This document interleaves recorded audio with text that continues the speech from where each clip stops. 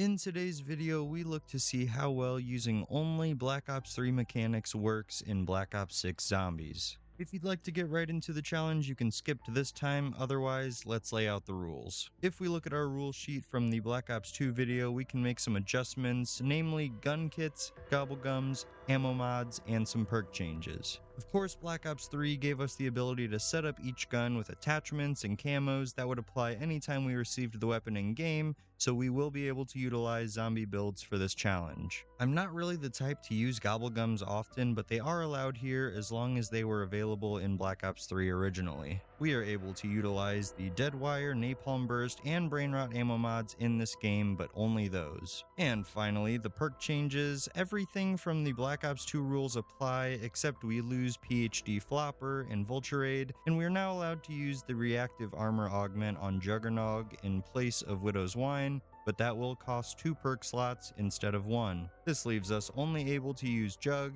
Speed Cola, Double Tap, and Stamina Up. Before we get into the challenge, if at any point you find yourself enjoying this video, feel free to like, comment, subscribe, and take a look at some of my other videos. I do many videos like this and others on everything Call of Duty Zombies. But without further ado, let's get right into it.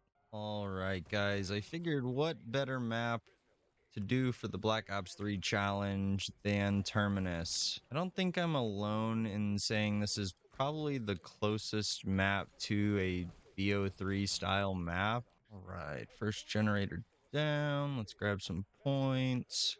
The Tanto. I always want to go for the Tanto, but I think I'm going to switch it up this time. And I'm also going to let the zombies take out my armor plate. Yeah, I don't know if this pistol is even gonna let me get the second generator, so I'm gonna see what I can get out of the box here to start. Please be something good.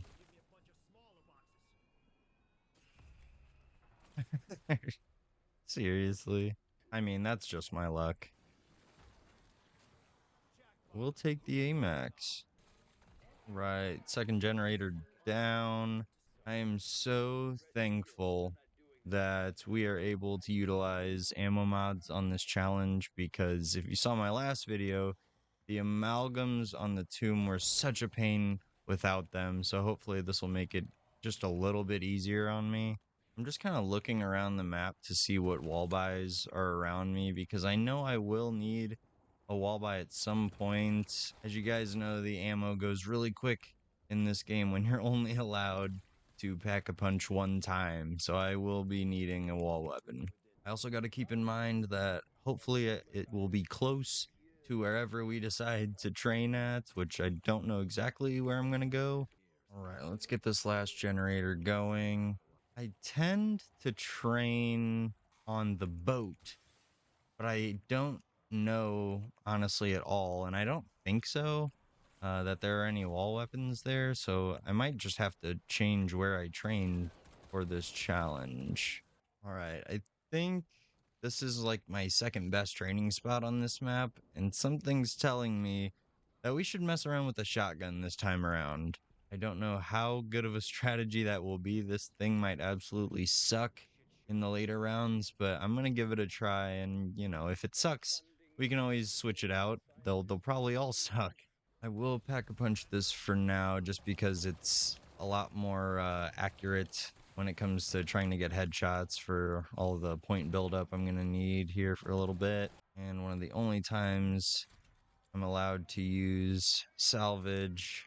And you know I'm going with Deadwire here. Right after we use this double points, I think it's time we start getting some perks on us. I gotta grab Juggernog first, since that's like our only defensive perk.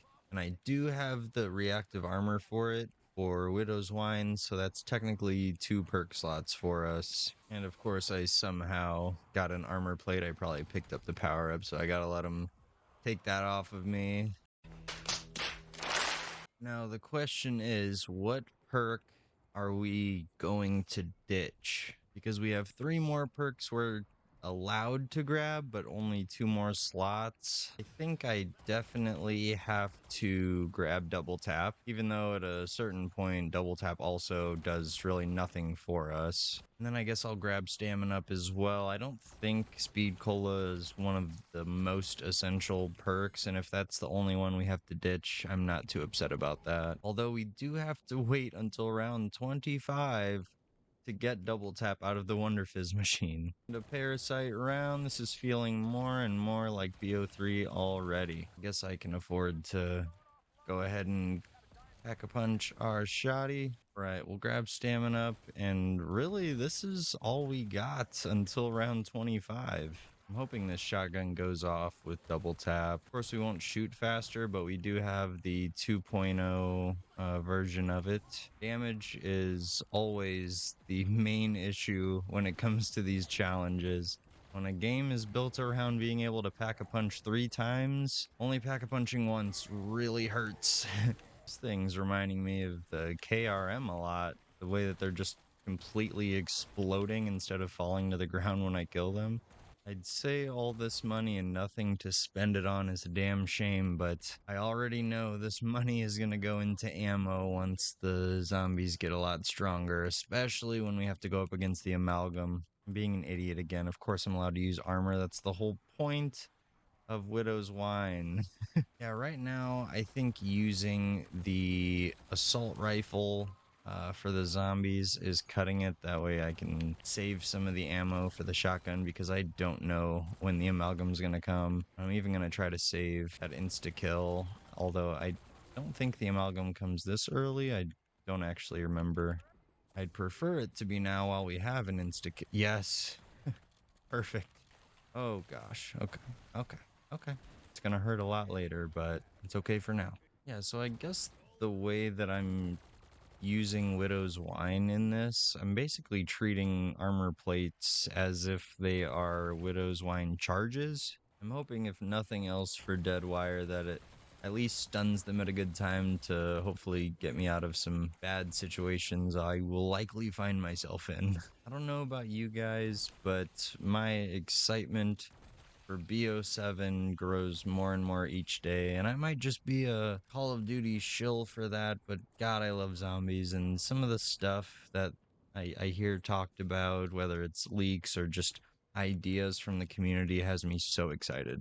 As long as they listen to us and implement some kind of classic game mode in BO7 and hopefully carry forward all of the crap that they've added in this game so they can't resell it to us, I think I'll be happy with that. All right, we are already starting to slowly rely on the shotgun to get kills because this thing isn't doing it anymore unless I have an insta-kill. Oh god, there's the second one. We're gonna have to be real smart about this. I mean, if I have to, I can and will use gobblegums. I don't know, something about gobblegums to me just feels cheap, and I'm also always saving them for the right time, even though that right time will probably never come. Well, this is gonna be exactly what we dealt with on the tomb, and I'm just gonna chip his health down, and he's just gonna keep regenerating it. Gotta love the amalgam, man. And again, I find myself begging to get to round 25 for double tap, even though doing almost no damage times 2 is still almost no damage. At the end of the day, though, when you think about it, this is exactly how zombies felt when you were going for higher rounds. You weren't able to upgrade the guns so that they were able to do significant damage at a health cap because there was no health cap and there was no triple pack-a-punch. There was something about zombies where at a certain point your guns did absolutely nothing and you had to rely on other means to kill them, whether that's an insta-kill wonder weapon or traps. I mean, when you look at something like round 100 on Black Ops 1, no one's shooting the zombies, but you could get away with that to an extent on this game on round 700 if you wanted to.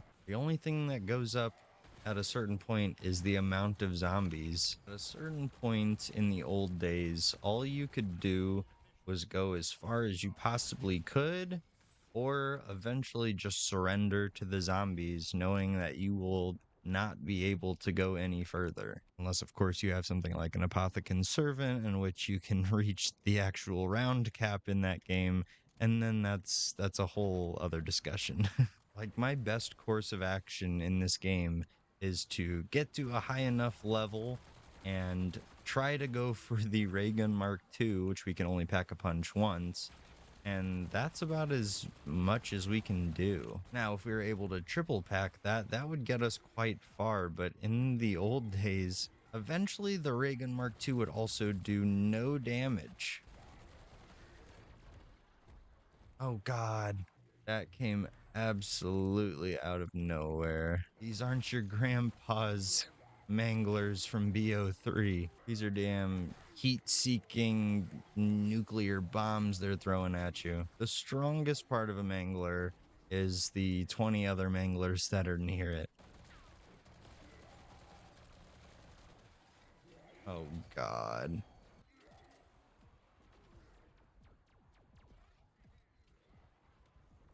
That could have just ended me. My life kind of flashed before my eyes for a second there. Yeah, so we are completely out of ammo. I'm trying to build a self-revive, but I guess we have to go back and get some ammo first. And if you don't know how I buy ammo on these challenges, I just do that and pick up my original gun. Once again, as always, our goal here is around 30. And I'm hoping we're able to successfully complete this one.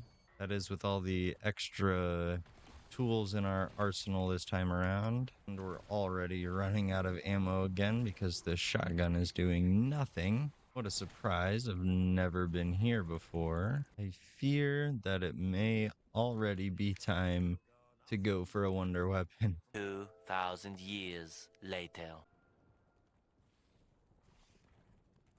Yes. Okay. Okay, now we can get somewhere. All right. This thing will be our saving grace. All right. They're already giving us something to test it on. Oh, no. All right. So we're going to need another self-revive. And stam. No. Dude, no way. I cannot believe we just got the ray gun. Honestly, that's a skill issue. That's that's my bad. All right, guys. So round 24 on Terminus with only Black Ops 3 mechanics. I strongly urge you to take on this challenge yourself, and please let me know down in the comments how you did. What strategy did you use? Did you go for a wonder weapon earlier than I did? Did you play on a different map? I'd love to read each and every one of your comments. Once again, please consider liking, commenting, and subscribing. I've been AQ Devi, and I'll see you in the next one. Take care.